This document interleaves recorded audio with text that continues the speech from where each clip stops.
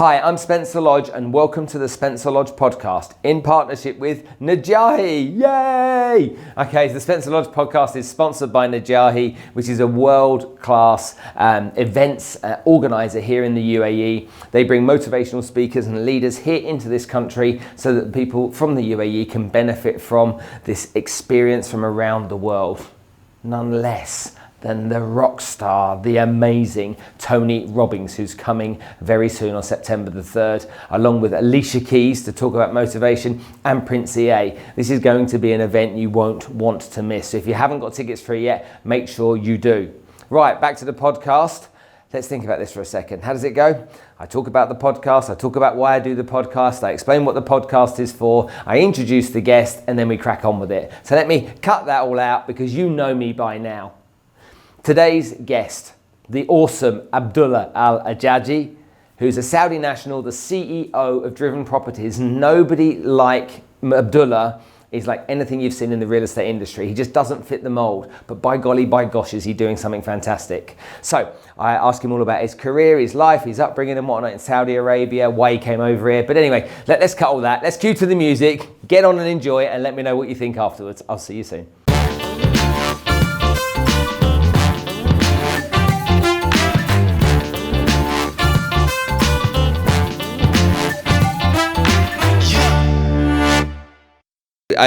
I'm really happy that you've made the time, and I'm really glad that I've got a chance now to grab you and pick your brain and learn all about you. But Abdullah, you're the CEO of Driven Properties. Yeah. But you're so much more, I'm sure. Yeah, it's great to be here. Thanks for inviting me, Spencer. Always great to catch up with yourself. You've been an icon in this industry and in other industries as well, in startups as well. So it's always great to pick your brains as well in certain topics. So. Thanks for coming on, man. Okay, so for the benefit of the audience, who the hell are you? Okay. 1 minute to tell everyone who you are. All right, 1 minute is more than enough. So I grew up in Saudi until just after high school, where I went to the US to study. I went first to Louisiana, Baton Rouge. Then I moved to Pennsylvania, where I studied. I did a double major in computer engineering and economics. I was sponsored by Saudi Aramco, which is the largest company, well, arguably the largest company in the world in terms of what it could be worth when it's listed soon, but certainly the largest oil company in the world. So I worked. So when I graduated, I worked with Saudi Aramco as part of my sponsorship program. So worked there for about 4 years in the corporate planning and asset management divisions and its treasury. I then moved to the Saudi American Bank, which is the Saudi version of Citibank, for about 1.5 years. I then moved to Dubai, where I worked with a subsidiary of UBS, the Swiss bank, for about 4 years in private equity and hedge fund management. By luck or coincidence, or whatever you may call it, and just about end of 2012 or early 2013, I got into real estate, and Driven Properties was born. So that's in a nutshell about me. Okay, so are you one of these guys that had a kind of privileged upbringing? Did you have wealthy parents? Did you? No, I definitely not. My parents had very humble beginnings as well. My father worked at the government in Saudi. He was a consultant to the then Crown Prince of Saudi Arabia, which was Prince Abdullah. Then he became king. He's the late King Abdullah, which was the king before the existing king. My mother was a teacher at university, at the King Saud University. So she taught human resources at uni. And but my parents had values, so they took me to the best schools in Saudi. They ensured that I go to summer school in the US every summer since I was 8 years old. Really? Yeah. So every summer we would go to the US on holiday. I would go to summer school. I learned C++ since I was 8 or 9 years old, and computer programming. I got obsessed with that. That's why I got into computer engineering. But funny how the world, reacts to these things. So, you like computers, you like computer science and computer engineering, and then, somehow you end up in banking and real estate. And that's something that I also kind of developed at the time when I was at university, where, again, I was studying computer engineering in the beginning, and then 1 year on, I got obsessed with financial markets. That was around 1999, 2000. So remember the dot-com bubble at the time. So there was a lot of buzz in financial markets. I was like, okay, I want to learn more of that. So I got into economics.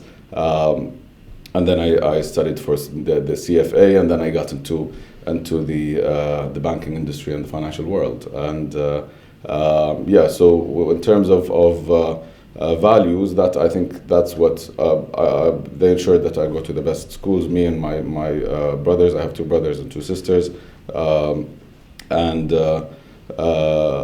all of us, almost I think all of us went either to the US or to the UK for studies. My youngest sister just graduated from NYU, and she's doing her master's in Columbia now, and we're very proud. She's the president of the Vegan Association in NYU, which is wow. And for a Saudi girl, that's something you have to. And NYU, in New York University, great university. And she was on the dean's list. So my parents always invested in us and in our studying and how we can accomplish. That's part of why I actually, when Saudi Aramco decides to sponsor students to study in the US, they pick 150 students out of all of Saudi Arabia, all of the applicants in Saudi Arabia. That's thousands and thousands of people. So because I was invested in from my parents, I got that privilege. I got sponsored. I went to study in the US, all at Saudi Aramco's expense. I paid that back by working for them for about 4 years.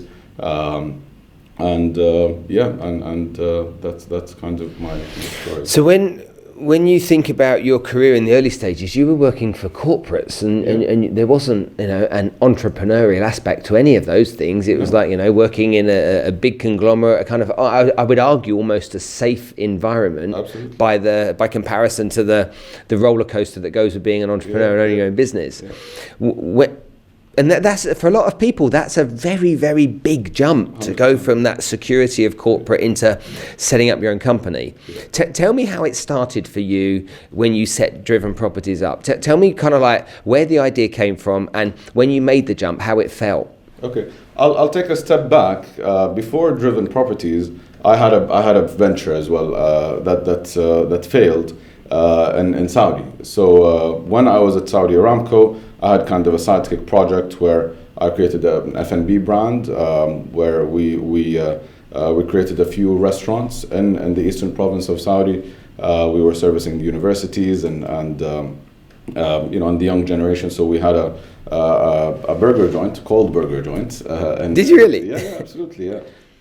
So we had 3 branches of that. We had a coffee shop and we had a fast food joint called Graffiti, and that went on for about 4 years. A lot of investment, a lot of time as well.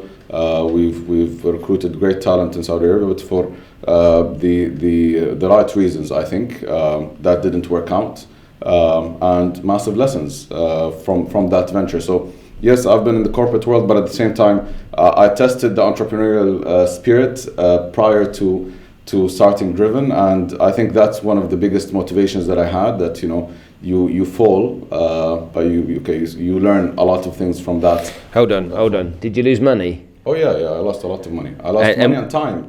For me, money is one thing, but time is essential in these times. And that was when we started our venture. That was just before the 2008-2009 crash. That has nothing to do with why it failed, because it's a consumer staples kind of business. but there was a lot of opportunity during that time where that time could have been deployed differently. However, nothing to hide from the fact that this has been an amazing experience for me. It taught me how to deal with people in terms of organizational behavior, HR lessons, strategic lessons, how you, as a manager, how you lead and also how you focus, how you target, and how you address your competition. We were a premium brand, and another burger joint opened just next to us, literally the next door shop. They were selling burgers for half our price, and they're just as good, in terms of maybe not the same, they don't have the same source of beef, but it, in terms of how it tastes, I used to go there from time to time. I used to hide and take a burger from there and go home and eat it, just because it was cheaper as well. So it taught me a lot of lessons. Was that a partnership, or was that you and no, it was a partnership. We were actually over 17 or 18 shareholders. So in the beginning we were 4, and then we continued to raise money to expand our business. By the end of it all, we were 17 or 18 shareholders. And the original 4, you still friends with? Oh yeah, absolutely. One of my. They're all Saudi Aramco mates of mine. So we were colleagues at Saudi Aramco. So we worked together in corporate planning or asset management or different departments within the firm, or we were university friends. So we're still. But often in business, you go into partnership, or you go into a small group of you get together to start a business, and it goes wrong. The typical story is we all kind of fell out, and we fell out over various reasons, because at the time of something going wrong, what we do naturally is we start assessing and pointing fingers and holding certain people accountable for certain things. Yeah, you can do that. You can, but it's not how you're gonna assess your future and how you're going to succeed in the future. Because pointing fingers is one thing. What matters is several things went wrong, and everyone is responsible for that. It's not one person or 2 or 3. Everyone is responsible for it in the same degree. And so there is absolutely nothing we can if we start pointing fingers and it was your fault, you did this, you did that, that's not going to change the outcome, right? So you spent a load of money, you've lost money, you've lost time, but you've had a great learning experience as you've gone through it, and then that gave you the kind of bug, it gave you the flavor, it gave you the excitement of that, what it feels like to do stuff like that. 100%. It was an amazing experience. It gave me it made me think of, okay, this is something that I enjoyed. I enjoyed running a business. I enjoyed being part of recruiting people and dealing with people and leading by example. I enjoyed that, and even when I left, when that didn't work out, I went to a subsidiary of UBS, which is kind of a partnership as well. So it was I would say a cornerstone or a milestone towards being a real entrepreneur, because I spent 4 or 5 years there in a private equity division where we would go out and source deals, work with companies to buy out chunks of these companies, and then post buyout we would work with the company's board and executive committee to make strategic decisions in favor of the company, whether it's balance sheet management or operational efficiency or whatever that may be, that will enhance the profitability on the top line of the company. So we would work with these companies, very closely, and that gave me a lot more exposure on how companies work in different industries. So we worked with a telecom company, a cement company, an automatic doors company, an F&B company. We worked in various industries, a plastic pipes company, you name it. And with all of these industries, you have different styles of management. You have different, logistics operations within these companies. You have a different kind of financial backgrounds of how they operate, whether they would have a CFO or just an accountant or maybe even a junior accountant for conglomerates. So it's an eye opener for you of, okay, this is wrong, this is right, and this company are doing this thing right, and this company is doing this right. If we do the right things in all of these companies will succeed. So we learned from the experiences of all of the companies and all of the corporates in each of the sectors that we worked in. And that also opened my eyes towards, okay, well, now I know how a business should be run. I know how the organizational behavior should be. I know what corporate development is about. I know how you can structure your balance sheet so that you can work on economies of scale in different sectors, and that opened my eyes. Then but after that, I didn't decide to get into real estate because none of these companies that I worked with was real estate related. The only thing that's real estate related that we worked on is a development in London, a small development in London. But how I got into real estate was by chance. And then when I thought it's something that I like and I enjoyed, I used the methods that I learned towards this sector, and I think that's part of why it's successful.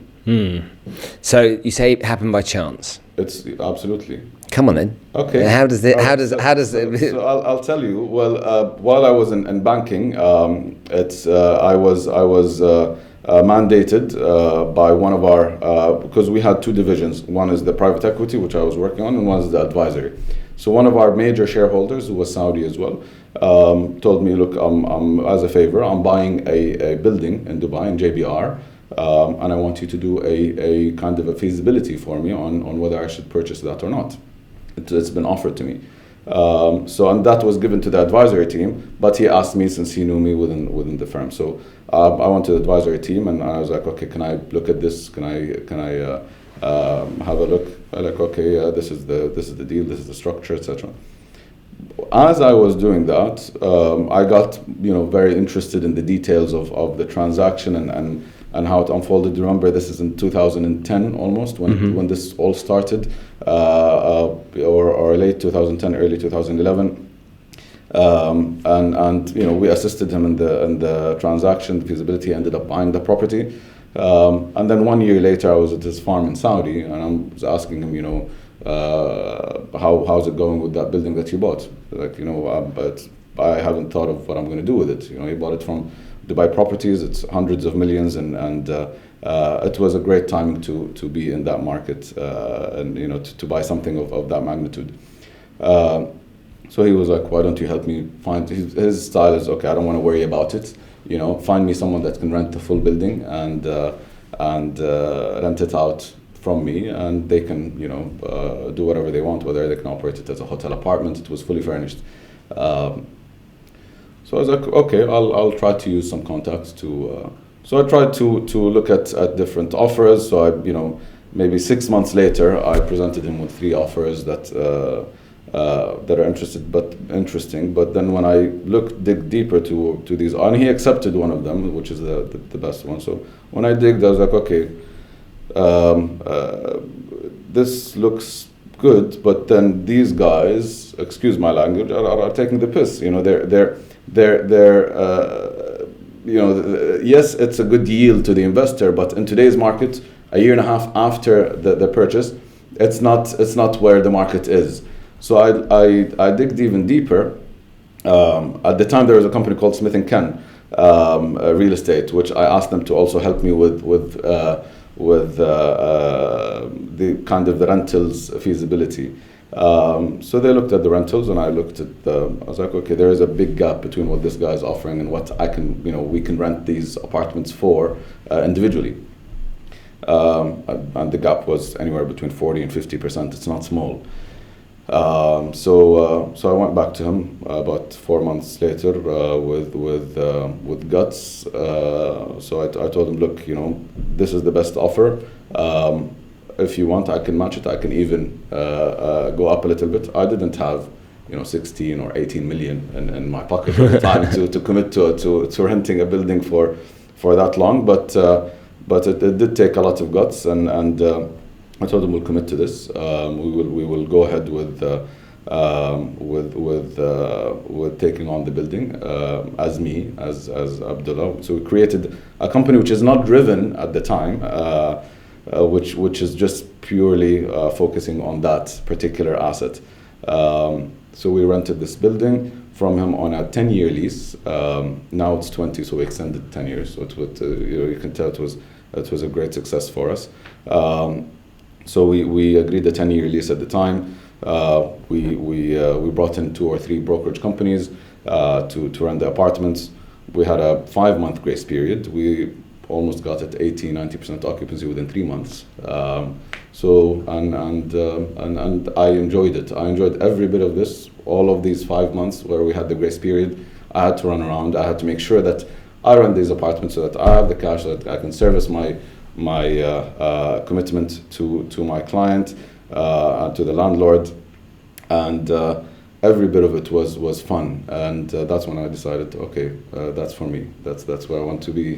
That's what I want to be doing. And with the interaction with brokers as well, it made me think that this is something that I enjoyed working with. I enjoyed working with these guys. They're hustlers, and that's what I wanted to do. Smith more and of. Ken is Benji Smith. Ben Smith, yes. Ben Smith, yes, correct. He used to work for me before he set that company. Yeah. Well, they did a great job, I have to say, at the time. I don't know why they shut down, but with that particular opportunity, they helped out a lot, and it was a good. It's interesting how you say it was fun. It was kind of like every part of the journey was. It was a lot of fun. How long ago was that? That was mid 2012. So that was 7 years ago. So you were in your early 30s. Yeah. So again, the energy that goes with that is fun as well. Yeah. Okay, when you look at the real estate industry here in the UAE, okay, you know that I am exposed to quite a few of these companies. What do you see wrong with it? Well, for sure, one thing that I see is it's oversupplied, in terms of if we look at the brokerage market, it's certainly oversupplied. That needs consolidation for sure. It's not innovative enough as well. So we have there is room for either consolidation or innovation. If you look at the developers, they've already started consolidation at a massive scale. If you look at even banks started consolidating, so it's only normal or natural for smaller mom and pop shops or operators to consolidate into bigger players that can survive a more aggressive market, because right now it's becoming much more difficult to not only to attract but also to convert opportunities. So what I mean, if you ask me in specific what's wrong, there is nothing wrong about it. If you're doing everything right, if you have the right focus, if you have the right strategy, you're bound to succeed. If you're not sure about what you're doing, or let's say you're not profitable, then you have to find ways in order to either, you have 2 options: either to die, to close shop, or you try to become more creative and say, okay, I'm going to consolidate. I want to save my business. Let me tie up with one of the medium-sized or big players and become, have a smaller slice of a big cake, rather than try to use my pride and try to keep it going when it might not. Do you know another city in the world where there are as many people selling real estate as there are in Dubai? No, I don't. I have been exposed to many markets, I have to say as well. So even in my private equity days, we did a lot of business in the US, in Atlanta, Georgia, and that was during the crisis. Also in southern Florida, where we looked at different assets in the foreclosed space. A lot of foreclosures where you literally buy houses for $40,000, $45,000, and their replacement cost is $150,000 or $160,000. It was, no brainer. But at the same time, nobody would put money. These days, everybody was afraid, and that's what markets are all about, and that's why they become exuberant from time to time. And so I got exposed to that market, and when we were looking, we partnered with a company called Point One Holdings based in Atlanta, and we've deployed funds with them. They did a fantastic job. Then we sold the portfolio to Blackstone, one of the biggest private equity firms in the world, which got exposed to the single family homes market as well. So during that time, the US is the biggest giant, in the world, in terms of its economy or its size, or whatever you might think of. I looked at not only statewide but also countrywide, and I worked with different brokers. I have not seen a city quite like Dubai with the number of brokerage companies and actual brokers. The city doesn't, it has 3 million people. You don't have enough supply and enough of a market to feed everyone. That's why many are shutting down. It's not. There is no secret formula about it. It's just pure, whether it's physics or chemistry or biology or whatever it is, it just can't work. I think that most people that set a business up fail because of a few things. Number one, they don't know what they're getting into. Yeah, they're underestimating the market. Their ego is bigger than the checks they're trying to cash in many cases. But they not having the skills that they need to be able to run any business, let alone a real estate business, I think is where a lot of them go wrong. They kind of have some success as a salesperson in a brokerage, and then, you know what, I'm not going to give away 40-50% of my comms, I'm going to set up on my own. When they set those businesses up, they realize very quickly that not only that 40-50% was being used wisely by their previous employer, but now they have to use that 50% wisely themselves. So I find it fascinating when I look at your industry and see the ones that are getting it right. You all doing something rather similar. Okay, your background's different to most people, but you're all doing something similar. And the ones that are doing it wrong are all doing exactly the same thing wrong. Like literally exactly the same thing wrong. And I find it fascinating that people are paying the large amounts of money that they do for leads. And companies know it's a lot of money they spend on leads, yet they don't spend the time teaching the staff how to convert those leads. So that for me is fascinating. Absolutely. Now, when we talk about business, we have to include social media. My audience has grown over the last few years since I've been doing what I do. So I have mine. Kudos to you. And whereas when I first started doing either podcasts or interviews or trying to get people on my show, I'd be literally having to drag them, convince them, and sometimes twist their arm to get them on the show. Nowadays, everybody says yes because of the exposure that it gives them, as well as the benefit they get of being associated with it. A good example was you, Abdullah. Would you come on the show? Yes, Spencer. Of course I will. Tell me what role it plays in real estate today in terms of you and your brand. Okay. Well, I think social media is an essential part of any company's growth, and it's an undisputed player in any digital strategy that any company may have, and that for sure could take companies from one place to a completely different place, making it a whole new, taking it to a whole new level. What I struggle with, and I fear that I could fall in a trap in social media, is where you can portray yourself as your brand, where you can then become conflicted. So when you say, okay, well, I am Abdullah, I am 38, I love music, and I love watching movies, and I love swimming with my kids, but then Driven Properties is the best company in the world. This is where you become conflicted. You're either in social media, you're either your own personal brand, and this is me in my personal life, or okay, this is my business. Then it becomes a different story. It's my company account. Okay, this is Driven Properties, and I promote Driven Properties from that from that account. Similar to Bill, you never see Bill Gates promoting Microsoft. He talks about entrepreneurship. He talks about his foundation, philanthropy as well.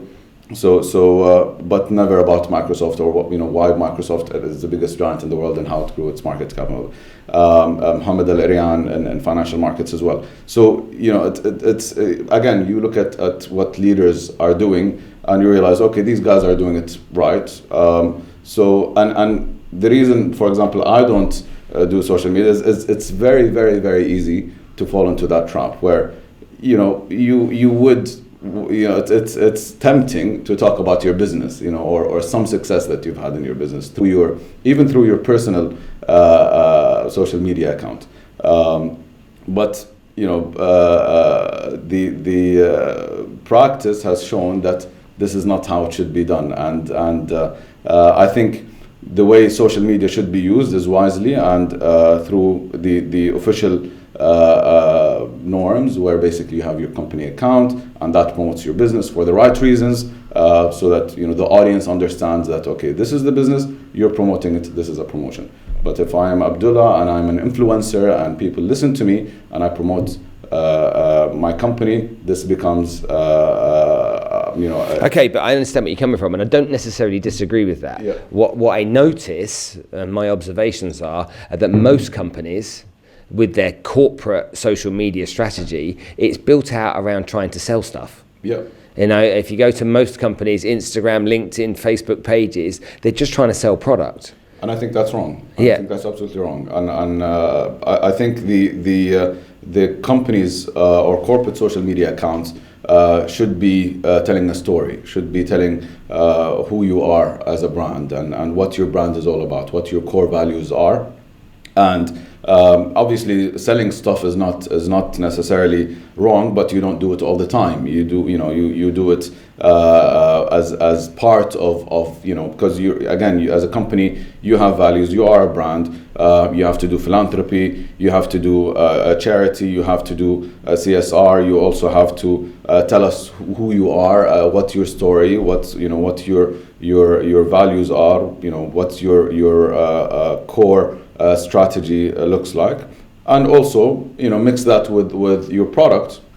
I don't think that's necessarily wrong, but it shouldn't be just that's for sure. I think that's where you can, with social media in particular, you fall into a lot of traps, and it's very difficult to erase with another thing though, you've got two issues, because not only are you trying to promote a brand to essentially the end user, the buyer of your product or service, but you're also trying to promote your brand to people that you can attract, that are the right people for your industry, your company. And so you've got to kind of play both of those objectives out, haven't you? Correct. Yes.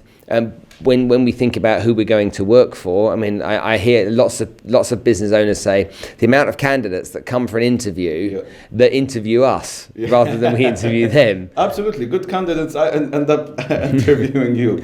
But yeah, you're absolutely right. It's that's where the market is heading. Good talent. They want to make sure they're with the right leaders and they're in the right hands. Do you know what? Most leaders in business, and we'll stick with real estate, aren't demonstrating in a way that they can consume, i.e. the potential candidate can consume. They aren't demonstrating with their social media content that they are the person. So the interesting thing for me is you've got your business, your brand, okay, am I going to work, and okay, Microsoft's a massive organization and Driven's one of the bigger real estate companies but we're not talking about thousands of employees. You are still the head of your business.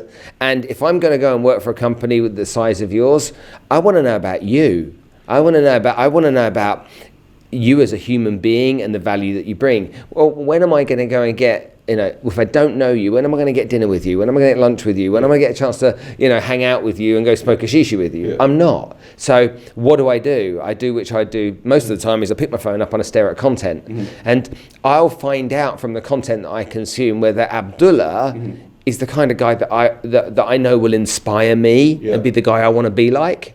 Does that make sense to you? It does, yes. But I also think that when your brand tells a story, it doesn't become just about the leader. It becomes about the environment. It becomes about the culture. I think people like to work at Google or Apple because of the culture. And leadership is one part of it, of course, an essential part of it, but the culture is what drives people into But did they when Google was 100 people strong? I don't know. You're absolutely right. Yeah, it wasn't. But then this is what you try to build as a business, and this is what you try to portray as a story.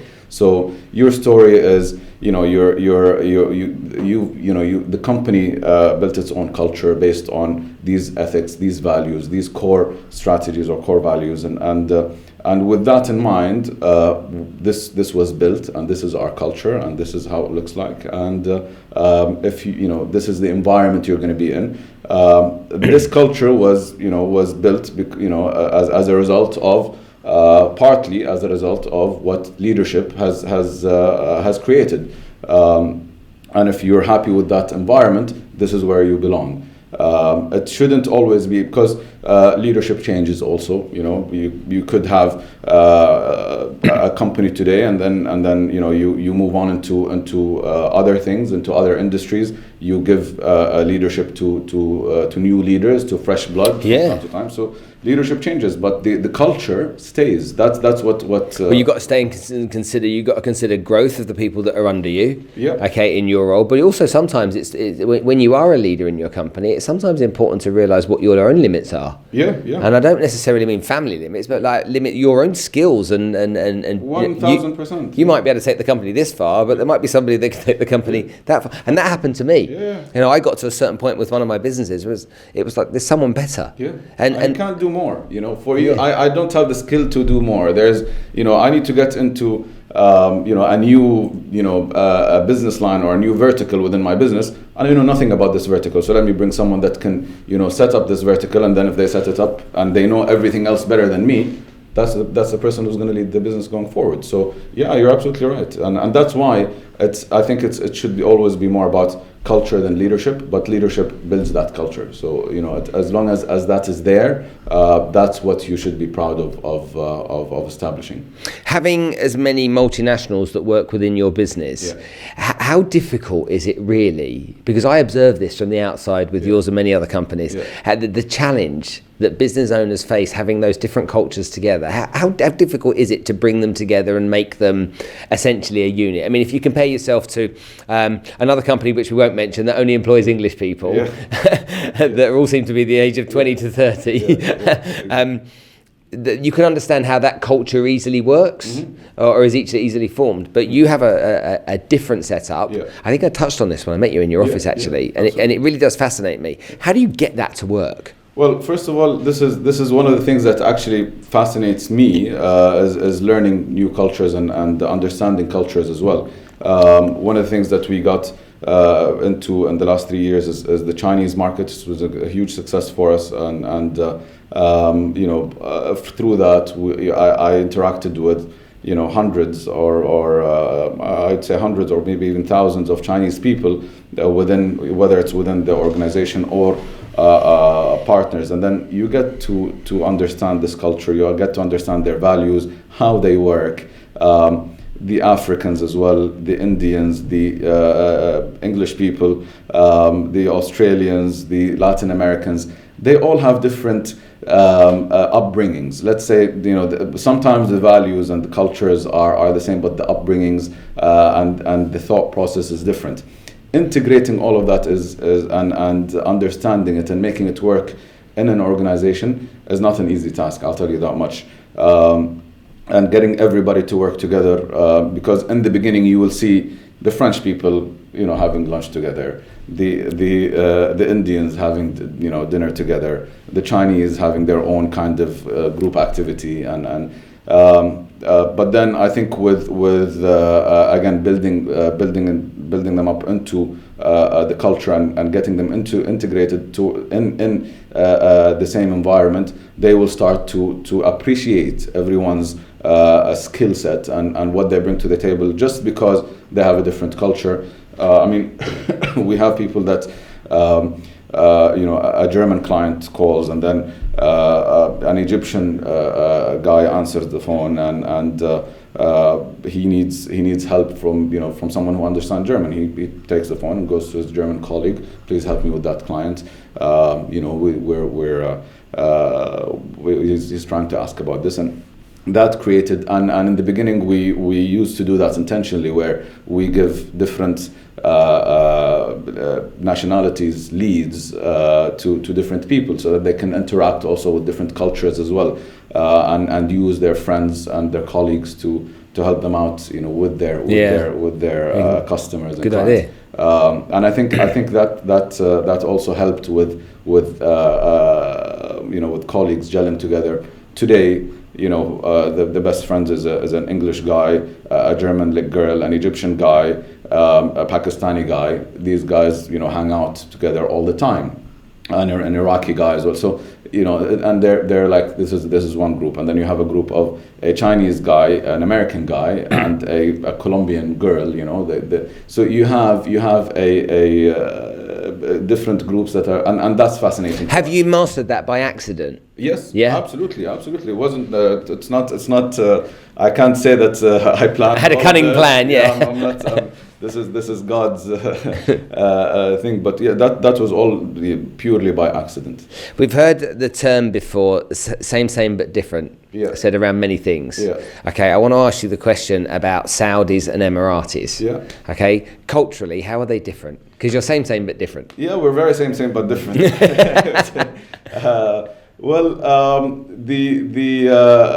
In England, for example, we think we're better than the Scottish. Yeah. All right. Of course, you'll have. All right, and the joke is always on the Irish. So we have the English, the Irish, and the Scots. So we have that, and I'm sure in lots of countries that's the same. Scandinavia do it. Yeah. Okay. Do you have that? No, not necessarily. Look, I think the Saudis and the locals, the scale is different. First of all, I mean, in Saudi, where there's 21 or 22 million Saudis, and I think there is about 3 or 4 million Emiratis.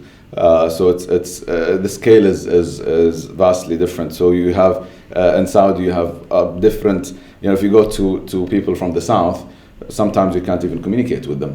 Me as someone who comes from the center, it's very difficult for me to communicate with the people from the south because they have a different accent, different. Really? Oh yeah. It's not as easy. You think it's even though you're speaking it, it's all Arabic, but their Arabic is very fast, very different. It's like Algerian, for example, Arabic is very difficult to understand, and it's going to be more difficult. I cannot communicate in Arabic with an Algerian person. I might as well talk French or English to speak with them. But in Saudi itself, you have various different cultures. People from the west, from Jeddah, Mecca, their accent is closer to the Egyptian. So but it's understandable for me, for example, because again, Jeddah is a major city, and there was a lot of interaction between Riyadh and Jeddah, and the eastern province is the closest to the UAE, again because of its geographic location. My wife's family, for example, they're from the eastern province. They communicate and they talk very similar to the Emiratis in terms of the accent and the dialect. But if you meet someone from the south, close to Yemen, I have a hard time communicating with these people. And apart from dialects, how are you different? Culturally, I think it's very much the same in many ways, and that I think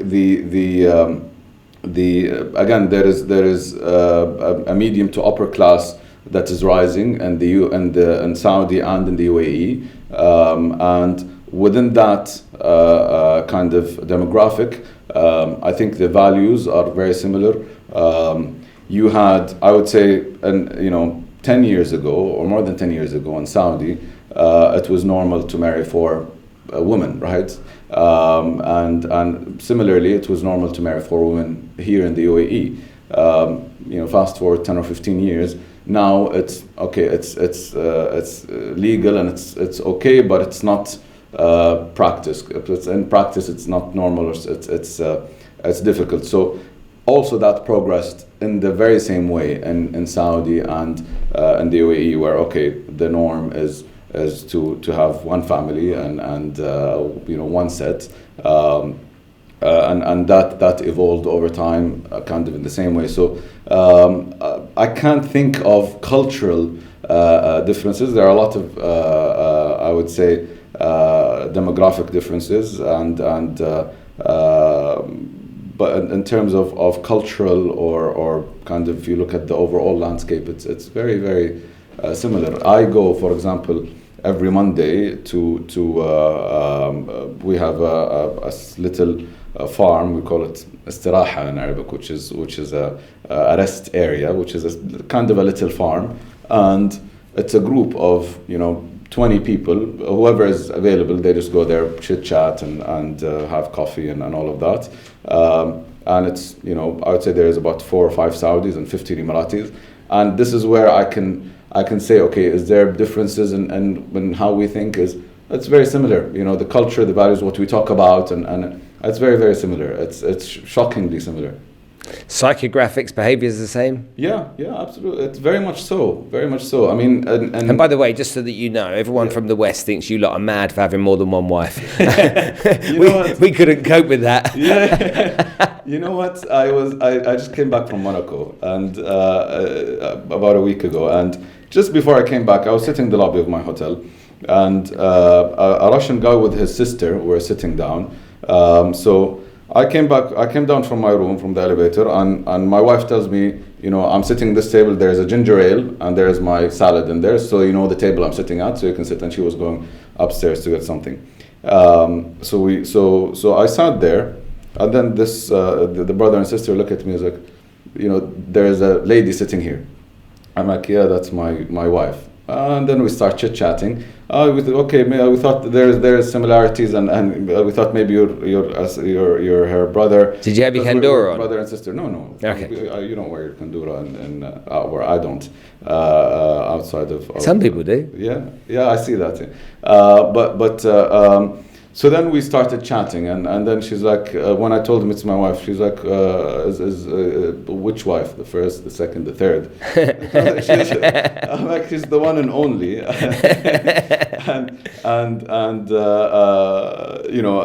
I can't cope. How can you cope with if this one is a headache? If you have one difficulty or one blessing at the same time. It becomes how can you have 4 of those? It becomes very, very difficult. And then he answered. I love that we're live. He answered. The difficulty is not having just one wife. I can't imagine having 4 mother-in-laws. Yeah. Imagine that. So it's not as simple, and we had a very nice chat, and with my wife, she came in later and we had a chat, and we talked about the difficulty in just managing one wife, or the wife managing one husband, and then we said, okay, we exchanged numbers, and I told him, okay, I will call you when I'm in either Monaco or he lives in Zurich. So it's like, but if I tell you I'm Abdullah from, we met in Monaco, will you know me? He said, tell me you're Abdullah from Saudi, one wife, and I will remember you. So yeah, he was shocked that I only had one wife, and I was like, that's the norm. I don't have any friend that I know that has more than one wife. And I have a big circle of friends. It's maybe something that happened more so in the past and a previous generation than today. Yes. Okay, this leads me on to another question I have for you, and it's around. Funnily enough, it's around depression. Yeah. So for me, having 4 or 5 wives would make me very depressed anyway. But have you ever had a time, because you seem like a really upbeat character, all right, and I don't think you portray any different. I'm sure that there are moments that you have, but do you have times in your life, or have you had times that have been dark? I would say yes. You can't get away from that. Sometimes you get these moments whether you like it or not. I had a moment where someone was in Saudi talking in the social media about my company, or not even my company, me personally, and how she was a social media influencer, and she had a holiday homes experience with us where she wanted to stay in one of our apartments, and she canceled last minute. Anyway, long story short, she didn't have the best experience in her eyes, and she decided to spam all her followers, or 2 or 3 million followers, about her experience with Driven Holiday Homes, which is one of our sister companies, and that was that reached to a lot of people, and even my own very close client said, this person is talking about your company, and that was a very dark period of my life where we had to take. How long ago was that? That was about a year and a half ago now. And how did it make you feel? It was very bad. It was. You take it personally? I took it personally because it was it was very personal, and how it was portrayed, and I don't know. I've never met the person. I don't know the person. Talking about my company is one thing, but also talking about me or my personality when someone you don't know is another. So that I took very personally. Obviously, we had to involve public prosecution in Saudi, and we took action on that. But that took a very long time. But during that period, it was kind of a dark period of my life. I had to travel for 10 days just to kind of relax and calm and not react negatively to that. But you had those moments where it's an actions of people shouldn't tick you because you shouldn't care, but psychologically or emotionally humans work the same way. Even though you can pretend that you don't care, sometimes there is a human element of you and a psyche that works in that way, and it affects you. So you have these moments, and they make you stronger. They make you much stronger. Actually, was there ever a time that the business was under threat from the beginning? Any times that you were like, I don't know if we're going to make it through this month? Or? No, absolutely, no, not at all. Actually, the only thing is that if a person has a lot of, and that's why sometimes social media is used in the wrong ways. If you're an influencer, or if you think you're an influencer and your words are heard, it's difficult to send a different message. All you have to do is involve take legal action and let the courts take its course.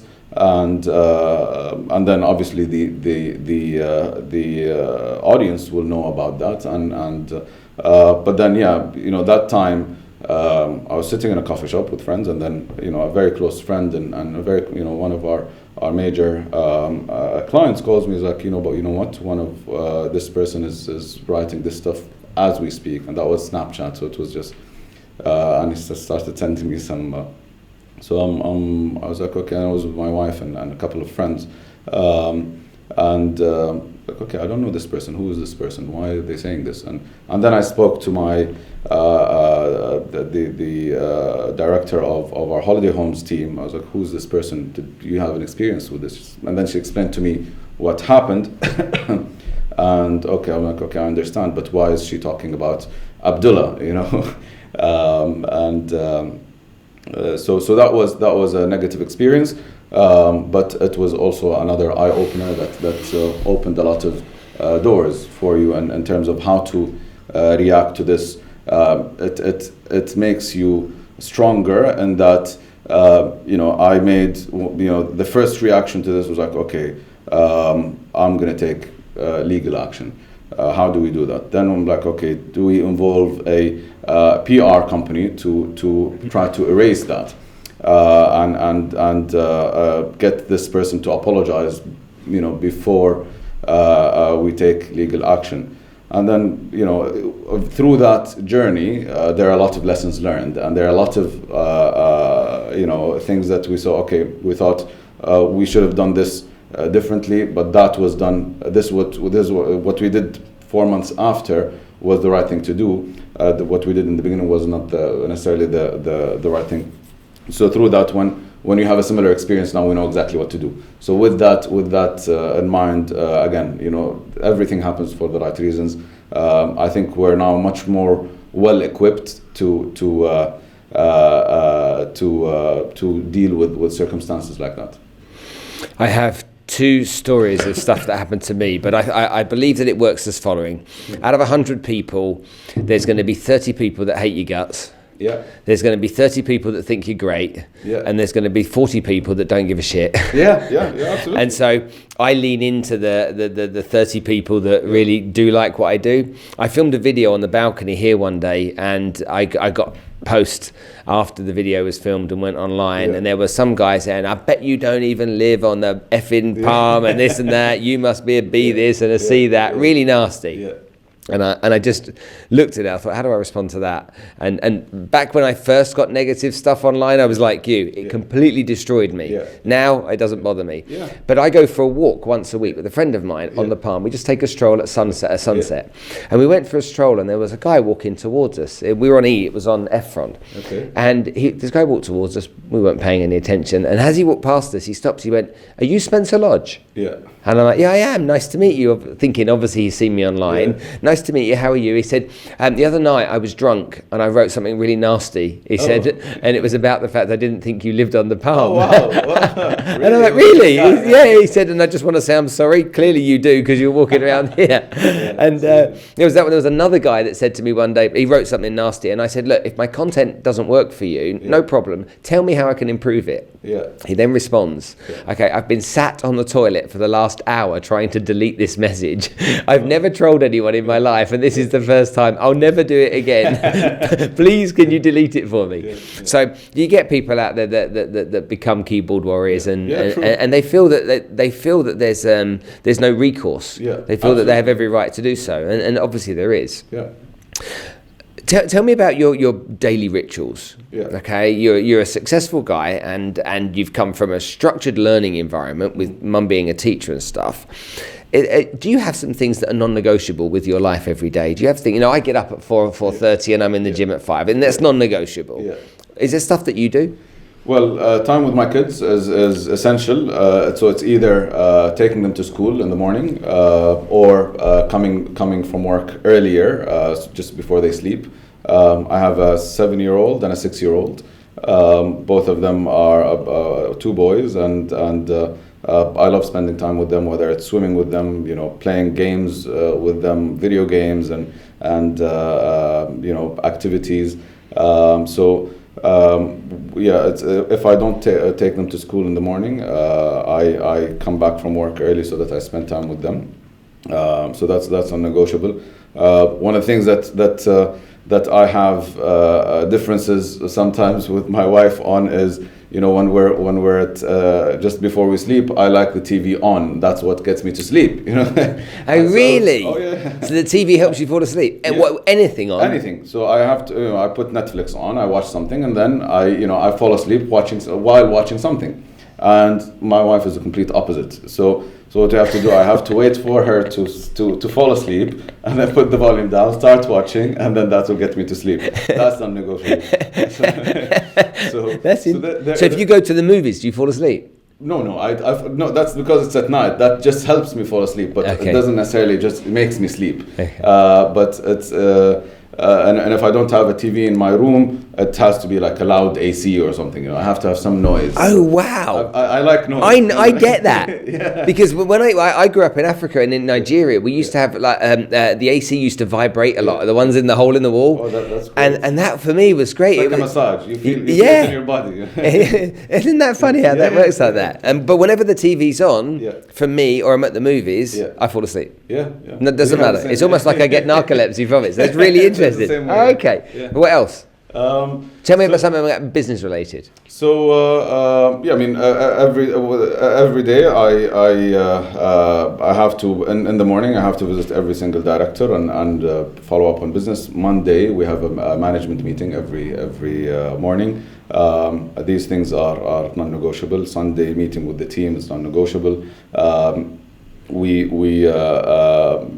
My assistant does my schedule every day, and I try to have as little work and operations as possible, and as many meetings as possible, because I realize that you get more done through meeting people, and that's what my role has kind of evolved to, rather than managing operations. So I do that for maybe 1 hour in the morning, just making sure that the leaders are doing what they're doing, or the drivers, we call them internally. So you're the leasing driver, you're the sales driver, you're the so a marketing driver. So I pass by all the drivers and make sure that they're doing what they're doing, and everything's under control. Everything that the meetings that I've had, whether it's with them and clients over the past week, are yielding results and new mandates and all of that. And I try to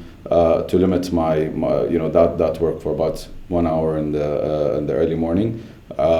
And then after that, I dedicate my time to meetings throughout the day, meeting new clients, opportunities. So do you still do client work? Clients, I mean, as in when we, as a company, what makes us different, I think, than others, is that we're very much project driven. So what we do is we source projects to our staff. For our agents to sell. So rather than the agents going out and trying to procure listings, which is part of what they do, we actually go and take on exclusive projects to get them to sell. So that's my duty with the team, to go out and source these projects, put in the weight of the brand and the team to actually source these projects, get these projects and move on with them. Okay, got it, understood. I really appreciate you taking time to talk to me. Have you enjoyed it? It was amazing. Yeah, yeah? It was amazing. It was really good. Okay, good. Excellent stuff. Yeah, with pleasure, yeah. If people want to get hold of you and reach out to you, I noticed on your business card your mobile phone number's not there. Okay, well, it's 050. Why? No, no, don't tell everyone now. No, is there a reason your number's not? No, I'm very easily reachable. I mean, how do you prefer them to reach you? Email is my favorite. Is my favorite mean to being reached. And it's the quickest I respond to. Really? It's more than. In many cases, my mobile is with my assistant, so chances are I won't answer. So your mobile phone is with your assistant? In many cases, yeah. So when I'm in a meeting, I give it to my assistant because I don't like not answering people. So if I'm in a meeting, she answers. And then tells them that I'm in a meeting and okay, I'll call back within this time. And you communicate by email? I communicate. Yeah, okay. My favorite is email. WhatsApp, I can guarantee you, if I open my WhatsApp now, there's 20 or 25 messages. So, by the time I answer all of them, that's going to be 6 p.m. today. Yeah. Also running through my meetings. But emails is my priority to answer. Even if there's something in WhatsApp that's more important than in an email, I just, it's just a habit that, because I'm more traditional, I guess. I use interesting. That's the last thing I open. Yeah, that's the first thing I open. So okay, so people can get hold of you by email. Okay, what's your email? Abdullah at drivenproperties.ae. Nice and easy. Yeah, Abdullah at Driven Properties. We'll put the link on there. Yeah. Thanks very much for joining us on the show. Yeah, with pleasure. Hope you've enjoyed this live episode of the Spencer Lodge podcast that's been brought to you in conjunction with our partners from Najahi. And if you don't know who Najahi are, but you don't know who Tony Robbins is, get your tickets and make sure you attend Tony Robbins' event on September the 3rd. Are you going to see Tony Robbins? I will hope that I do. Yeah. Excellent stuff. Okay. Thanks very much for your time, guys. Thanks for staying live with us. Abdullah, thank you so much for coming on the show. Thank you. Thanks so much for your time. Pleasure.